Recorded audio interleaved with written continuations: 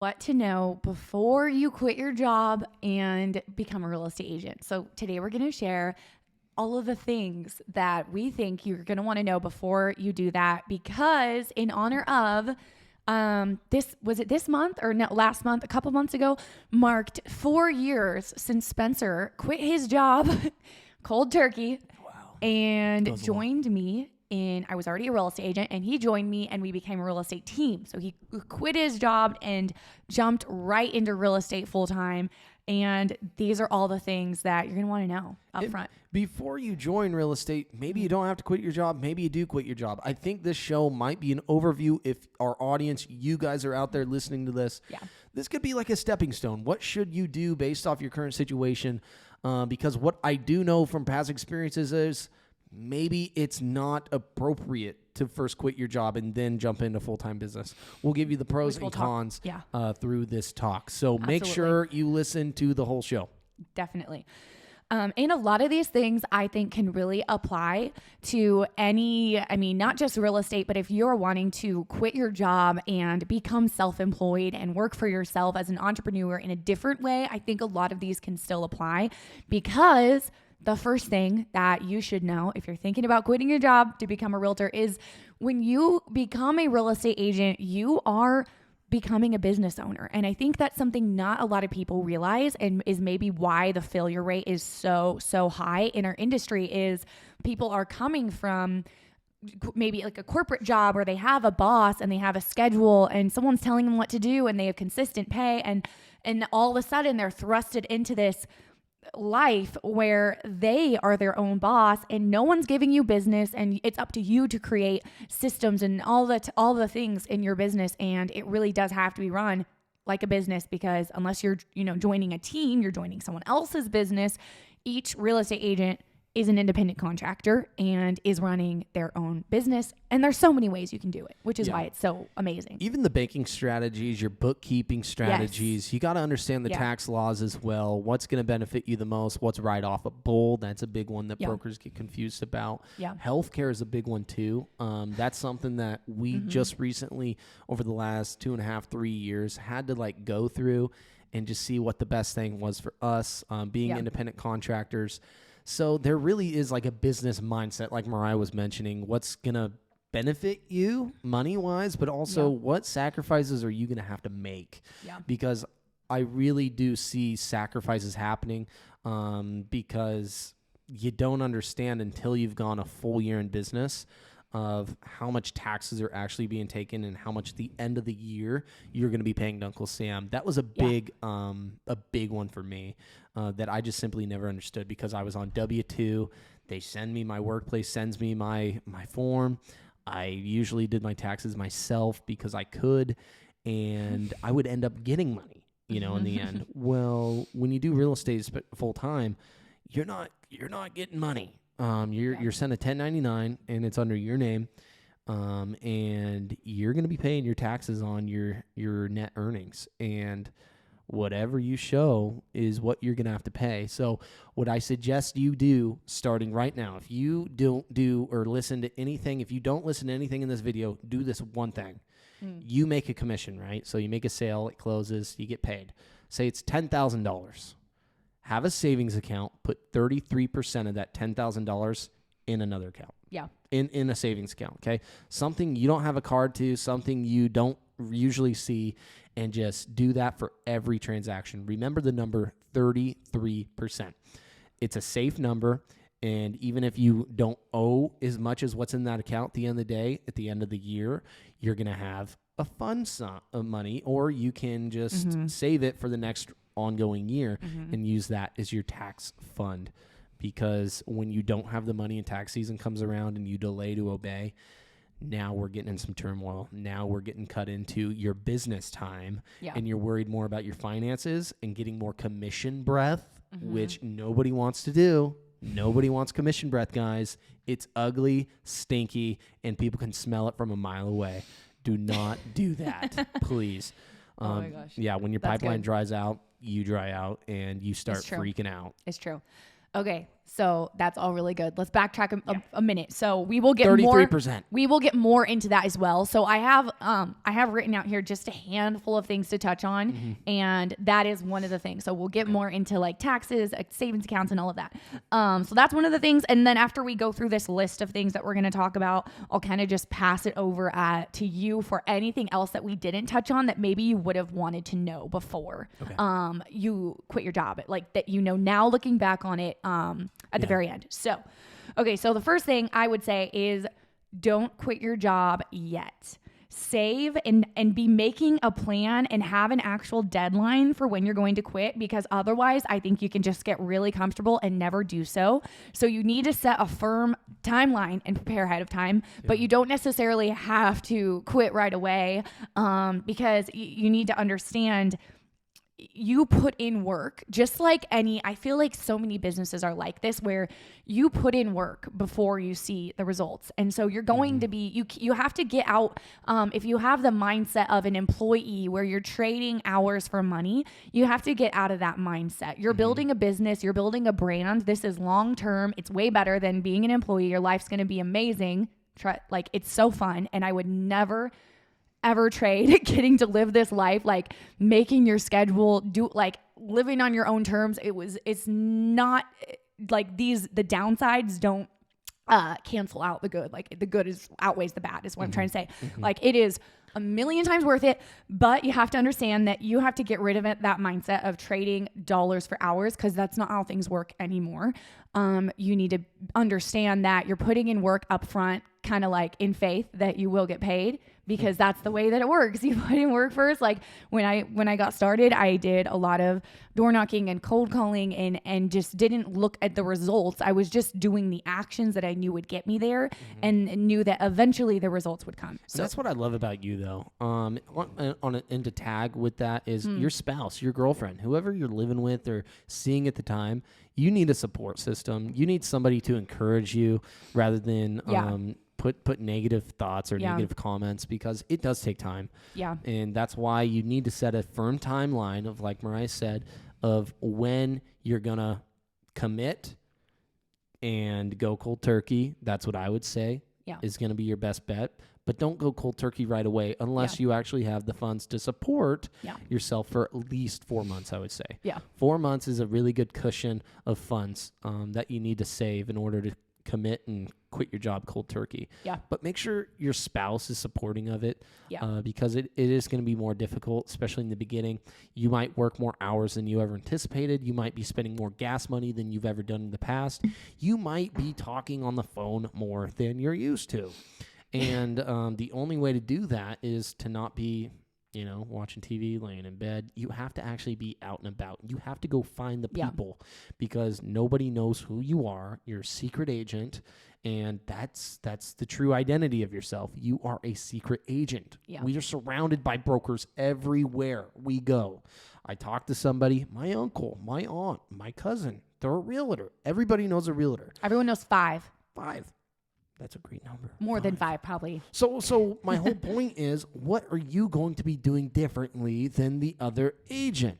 Yeah. You have to get face-to-face somehow. That is the only way to do something different. Everybody has a phone. Everybody has an email. If you're sending text, if you're just calling and sending an email, cool, you got 3 points of contact there. Try and make 5 to 6 points of contact. And then we got to get face-to-face. That's my advice. That's my recommendation. That's good. You need the support system, though. My whole point. You need to have a support system, because if I didn't have a wife like Mariah that was optimistic, she's very optimistic when it comes to entrepreneurial mindset. I wasn't. I didn't grow up that way. I grew up on a W-2. I grew up on security. My parents worked for the city, and my mom was a bus driver. I mean, she worked 9 to 5. My dad worked 9 to 5. Come home. We had a routine. Every day was laid out. It's the same. There's something with humans. We like consistency. And when we get out of consistency, there's like this barrier of fear. Yeah. You got to overcome this fear. And so that spouse is going to be huge. The support system to overcome you in your daily walk, becoming the successful agent or realtor you're trying to be, going to be important. Another thing I would say to go along with like what you're saying, having a support system of people who are like encouraging what you're doing, is protect you. Like you really need to protect your mindset. And what I mean by that is you don't have to tell everyone in your life what you're doing. That's something I'm really learning right now with like other things that I'm doing or want to do or whatever, is like, it's actually not a good idea to tell everybody. It's a better idea to only tell people that you know are going to be supportive of it and are going to be able to see the vision that you're telling them. So if you're, if you have a lot of people in your life that you're close to that maybe would just say it's a bad idea to do like run your own business, or it's risky. They think it's risky to run a business. They think it's risky to be an entrepreneur, to be commission only. If they have this like toxic, like 9-to-5 mindset is what I'll call it, how I see it, then don't tell them. You don't need to let them in on your plans, because they're going to be feeding your mind with fear. And I think it's really important, like Spencer was saying, to protect your mindset. And you don't have to tell everyone that you're planning on getting your license, that you are getting just do it. And then you can tell them later after you have 10 deals under contract. And there you go. That's when you tell them. Go prove the world wrong. Absolutely. That's what it's all about. Go prove them. Go do it. Yes. Okay. That was one point. I have a feeling it's going to be a long episode. It's okay. It's all good. Okay, so we'll probably fly through these other ones. Yeah. Okay. Create a business plan before you get licensed and start working. So as soon as you get licensed, you can hit the ground running. So when I was working on going to real estate school, I started taking the classes when I was in high school at night, and I discovered different real estate agents on YouTube, which is kind of why when I started documenting my journey as well, when I got licensed, was what inspired me to do that, I guess. But I discovered a lot. I remember one of them was Jessica Riffle Edwards. I think that's her name. I don't know if you have seen her, but she just made like random little videos with her phone in her car and would give advice to buyers, sellers, and even real estate agents. And watching these videos really helped me be able to develop a plan of what exactly I wanted to do. There was others, that I watched. I watched a lot of Tom Ferry. I'm sure everyone has. Tom Ferry's great. I actually went to his conference once. It was really awesome. But anyway, so he gets you motivated. Yeah.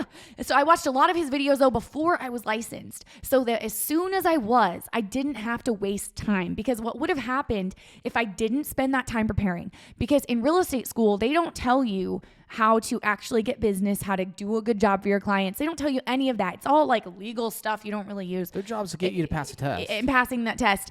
But they don't tell you how to actually get the business, which is the hardest part in this business. So if I didn't spend all of that time educating myself by videos, reading books, all of that, then it would have taken me so much longer to finally start getting paid and making money once I was licensed. Instead, you know what I mean? I would have had to spend months watching these videos, learning, practicing script, whatever I was doing. So take that time before you quit your job and get your real estate license to be educating yourself by watching videos like these, reading all the books and that you can get your hands on about real estate, but also by creating a plan beforehand. A business plan. Yeah. And a reminder, real estate school for us, it was nighttime. It was night school. So say you are working your practical job, continuing your income, your pay at the end of the month, you get to do real estate at night. Okay. And usually it was 6 to 10. Well, during that whole class, 4 hours of real estate school for us once a week, that's not bad at all. Right. But there ultimately is a lot of time you can be visualizing, daydreaming, writing down in your notebook things that, you have ideas. Everybody has an idea when you're brainstorming. You walk into a boardroom, you walk into her parents' house, for instance. They're always smothered around a couch. Everybody just talks, brainstorms, says what they need to do, says an idea. Okay, who can step up and support that idea? There's always something. And I used to do this in my car. I would talk out loud. I would start visualizing in my head, but then I'd start talking out loud. If something really did need to change, business-wise, structure, because if you're a forgetful person, for instance, and the results are just repetitive, you keep forgetting one tool to go fix this, the shed you're building. Okay, so contractors do that all the time. They forget a material, they forget a certain item, or they simply just forget about the job because they got too busy, and then they run late. Well, if the result is continuous, then you need to, speak it out loud like I am, but then write it down, because if you're continuing to forget things, simple things like in a transaction, write it all down, because if you're running 4, 6, 7 transactions all at once, they pile up. The communication side between title agents, the transaction coordinators, your inspection timelines, the negotiations, all of that stuff can get jumbled together. And so I'm really heavy about writing it down. And so if you're in real estate school right now, you have time. You have a notebook. You have a laptop. Yeah. You can start business planning right now. It doesn't start just when your license magically appears once you pass a test. That's not the reality of it. Now, the difference is, here's the big difference though. This just came into my mind. The brokerage you select, the broker that you're going to be working under, for us, it's Berkshire Hathaway. Make sure they have great, not just good, but great first agent programs. Yeah. Make sure. Training programs. Yeah. Everybody should know their contracts. Everybody should have help. If you're not business planning while in real estate school, should have help business planning at a brokerage. Ours has such good resources. I can't really complain at all. Yeah. It's on you to show up and take the advice and then go do it. Okay. Yeah. So that's another big one though, is the brokerage you work under. What business plan are they creating for you? Yeah. And then no brokerage is going, well, that I know of at least, I'm sure some do, is going to give you leads or clients. It is your job to go find your own clients. But having a brokerage, like Spencer said, that gives you a lot of support as far as like training goes, that provides really solid training, is so key when you're new. And I would say it's so worth it to choose somewhere with great training, with great resources, with great support, over just going with a zero, like whatever the brokerages are, that's like you don't pay any monthly fees. Like I would say, it all evens out at the end of the day. And I think it all evens out. You get what you pay for in life. So because if you don't have many resources, or say you're inputting things on your own or running your own signs out, you can justify time for money, right? So I get to spend my time elsewhere. My office does it for me. I pay for it, yes, but ultimately my time is money. So I'm going to go make more money with that time. Yeah. So that's a choice you guys all have to make if you're looking to become a licensee. Yeah. Is where do you want to spend your time? Because at the end of the day, our instructor even told us in real estate school, is like, he's done the math. He's done the analytics. This guy, he's very analytical. And Mark was, okay. Yeah. Mark was super analytical. He told us, he's like, at the end of the day, you're going to probably be walking out with the same amount of spent. Now, here's the deal. If you're really doing business, we all know we need a write-off. We all know we need a tax write-off. So if you're investing into yourself, your business, your brokerage, well, that's a write-off. So if you're looking to save money, cool. You save money at a brokerage, but you have less write-offs, maybe. Yeah. So I would rather pay into myself than Uncle Sam at times. That's how I look at it. So it all comes down to, if you're working with EXP, don't try to sell me on EXP, because that happens a lot and it's very annoying. I'm not going to EXP. Anyway, next point. Hey, if you're an Just agent putting out there, that out there, you respect all other agents. I get that. Okay. Okay. So this next one, you mentioned this, but open multiple bank accounts for different reasons. So I would say you need one account that's just for your taxes, but then you need other accounts where something that we really like to do is live below our means. And something that helps us do that is immediately when we get paid, we diversify our money and put it where it needs to go. We have different bank accounts that are for different things. One's for a rental property that we don't, it's only for that, the things that might come up in the future. One is for savings, for investments. If an investment opportunity comes up, we are able to do that because we have the savings. So you need multiple different accounts, but one of them should be just for taxes. But then of course you need to save besides just taxes. So yeah. And so there's a difference between business and personal. I separate bank institutions between personal and business. So if I'm using business cards, I'm going to do a certain institution. So I open my wallet. I know what card or institution to be using for that purchase. Keeps things cleaner. I do recommend, I did my own bookkeeping the first 2 years, and I was just over it. I realized I'm not an accountant. I don't want to do bookkeeping. So guess what? I'm going to pay $100 a month, send in my statement to my bookkeeper, let her categorize and do all that stuff. So when I do get to the end of the year, everything's dealt with and I'm ready to file my taxes. Keep it clean, keep it simple. And once again, you got another write-off right there. Yeah. So if you're really doing business, being that 20% group, the brokers doing business, you're going to need these write-offs. And so that's where the game plays of, well, if you do enough business, all those things really take care of themselves and they don't really matter at the end of the day. Yeah.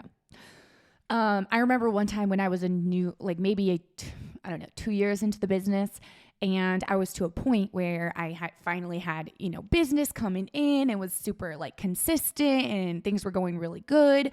And it kind of also just felt like I was like, where is all my money going? And one of the things, I went to this training in Portland, and one of the things that they mentioned was really a big change in our business came after that. And they were just talking about when you are running a business as a real estate agent, paying yourself. And so basically kind of like the way that we do now, where we diversify, we have multiple different accounts for different reasons. And every time we get paid, we pay ourselves a certain amount. We know what percentage of that we're going to pay ourselves. And then the rest we diversify. And I think that's, I don't know, it's been very helpful. Right. And we all know what our monthly expenses are usually. Yeah. We're pretty routine people, I guess, as a culture. We're very routine, our monthly expenses. So once you get that averaged out, okay, you know how much you spend a month, keep that in an account, that much. And then it gets really fun when you got a set amount in your personal savings, checkings, and then we can just put everything into a savings account. I call it an offshore account. It's in the United States, by the way. It's not actually offshore. But I call it that because I don't want to see it. I don't want to know it exists. I don't want to have a card. I don't want to have checks. I don't want to have access to it. Yeah. And so when you're getting paid in a commission, all of your other accounts are at the marks you need them to be for 2-3 months in advance of payments. That's great. You get to put that whole commission after that 33% tax is dealt with, put in another account. You get to put everything into a complete savings account for future investments, Roth, whatever you want to do with it. I recommend you use that to invest, not pay your bills with, because there's no point in saving if you're just looking for a percentage rate, whatever, in a savings account. That's not really going to get you far in today's world. Right. Reinvest it. Don't let it sit for too long. Put it in a money market account, but make sure you're putting it into your personal investments, meaning house, soil, dirt. Cars are kind of an investment right now. It depends on what car you're looking at. Maybe another future business you're wanting to set up. That's what I mean by it gets really fun when you're saving $10,000, $15,000 checks at a time because you've maintained and managed the accounts appropriately. Yeah. So is there, you like my response. Is there anything else? Those are all the points that I wanted to touch today. Is there anything else, just thinking back to... Let me get to a story. 4 years ago. Yeah, let me get to the 4 year ago story. Tell me. I don't know if I've shared my story on this channel yet of when I was working employed and then taking that faith, that step to become a entrepreneur, independent contractor, successful realtor. Yeah. What happened? Okay. Tell me. So Mariah and I were first married. We buy this house. I'm on a 9-to-5 job. I learned the sewing trade. So I know how to sew automotive upholstery, believe it or not. I was working night and day. This is when I dropped out of college. We made a change in our life. We got married, and it was a good way to support ourselves, but also I thought this was an end goal. I thought I was going to be an automotive upholstery franchise owner, which we were. We were there. But ultimately, we had a sit-down talk. Mariah just says, you know what, just come join me. And she just planted that seed. And I continued to work. But then I really just started cold calling for her in the off time. I wasn't even licensed yet. I was just trying to do assistant stuff to set her up on appointments. And I'm like, you know what? Being at home, making cold calls is a lot better than driving to Portland every day. And Mariah, how much did you just make off that cold call listing you just got? Tells me $7-8 grand. And I'm like, oh my gosh, that's like me working 3 months, night and day, 9 to 5 for 3 months. She just made on a cold call. And that's what really like shifted me to be like, man, this could be a good opportunity. And I think I could do it better than Mariah. In my head, I really thought that. That's what you said? In my head. That's in my so head. rude. That's what you said? I'm a competitive guy. So like I have a wrestling mentality. Anything I do, I want to do better. I want to compete. I want to be successful personally, but ultimately the job title, like for instance, I was sewing upholstery. I wanted to be the best seamstress. I wanted to make sure my upholstery was the best, so the car dealerships couldn't hire any other company but me. So that's just my personality. So I look at it, I'm like, man, this is a great opportunity. She plants a seed, and I'm just like, got to make a decision. I don't remember even asking. I don't even remember, honestly, like having a conversation with you. No, I don't even know you how planted it just happened. the seed. I'm thinking about it. I'm chewing on it. And it just happened because Norman Webb Real Estate School comes up here in Salem, Oregon. And we booked it. It was like $700-800, I think, for the course. And it's one night a week, 6 to 10 p.m. What time of year did you start going to the school? What time of year? Do you remember? Was it winter? I think it was like summer? Winter heading to spring. So when I did, because I started in January. Yeah, right it was when I turned 18. it was around January probably. So, and then it ended. I think it was like spring. a 4 or 5 month course. Okay. But it took me a while because I got licensed like right at the end of beginning of December. So the next year. That Wait, really? same year. Yeah. Okay. So maybe it was summer classes. So I think it was summer. It was summer I want to say classes. it was like summer. Yeah. But yeah. Okay. So probably I'd say I started courses in July, August. Okay. Yeah. Wow. But it takes, 6-7 months just to get licensed. Because process. if you're anybody like me, I thought I was good at school. I thought I could pass a test. I didn't think that about me. But I was young. I didn't have much real estate experience. I didn't know any of the vocabulary. It was a foreign language to me.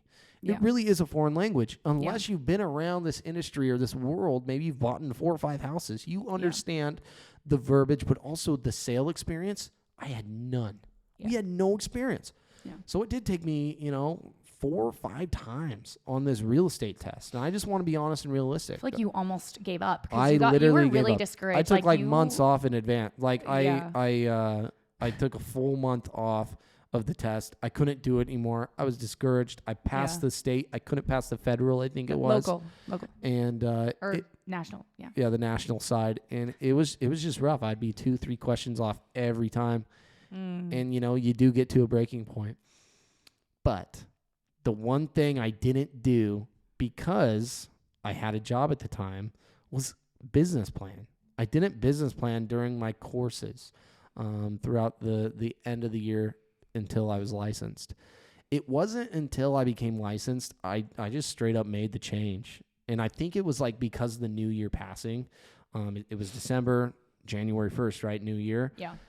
I just told the boss man, hey, I'm going to do full-time real estate. And it just seemed to be a good pivotal moment and a pivotal time in our life to hang up the upholstery business. So you got your license in December. I got my license in December. Started working in January. Technically, yes. In real estate. And then you got your first listing in February? January, February,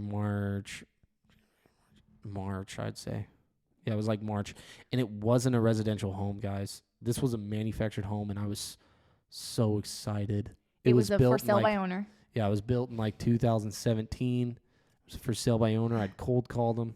But I remember you were at the office like every day cold calling. Like you were there a lot more than me. You were cold calling a lot more than I was. I made it at routine. That point. I was there at 7:30, 8 a.m. I made sure I dressed appropriately. I was known as the man in a suit, because I was young. I'm still young, but you're 25 now, so 24, 21. Yeah. Okay. I was 21. Yeah. So there was a decision to make though. We luckily, I think we had like 3 months worth of money saved up. I don't remember. We didn't have much. I know that. Yeah, it definitely was a lot different. But I also worked with, I always had at the time myself a good handful of listings. So we had we had business, but it was still like, it wasn't that risky great, because it though. wasn't, it definitely was a lot different back then. I mean, I was not doing $200,000 sales. My commissions were so much lower than now that we needed a lot more to be making a good amount of money. And, Yeah. Yeah. But are you glad you did it? Absolutely. And here's the deal. There is a pivotal moment in real estate, and it's going to be within the first year, I'd say.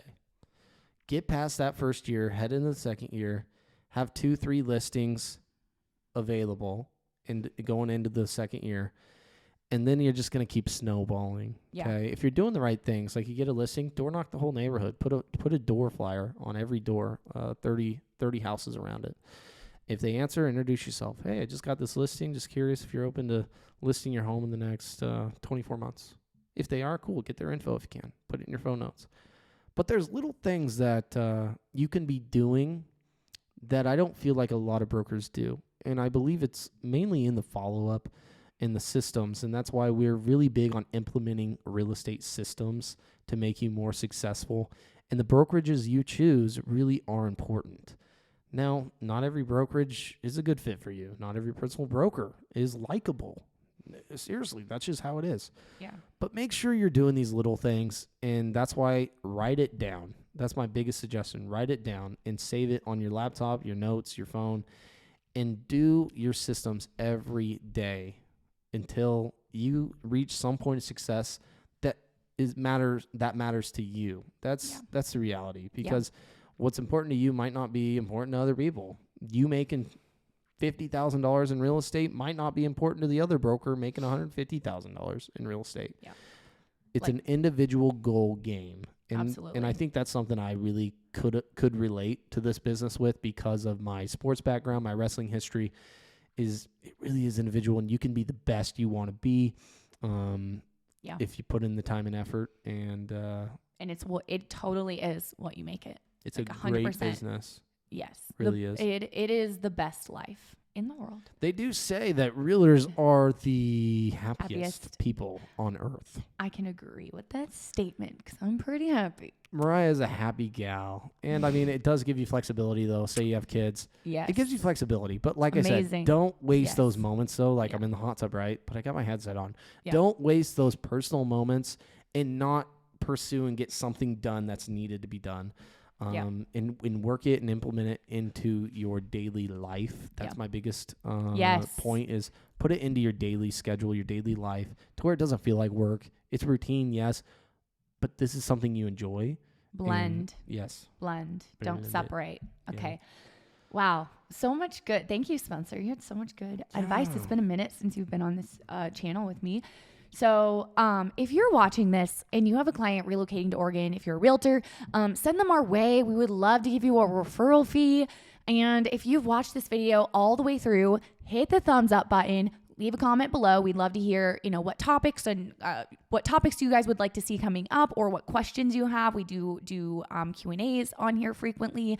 And if you haven't already, be sure to subscribe and hit the notification bell because we come on here every single week with new videos, and we will see you guys next week.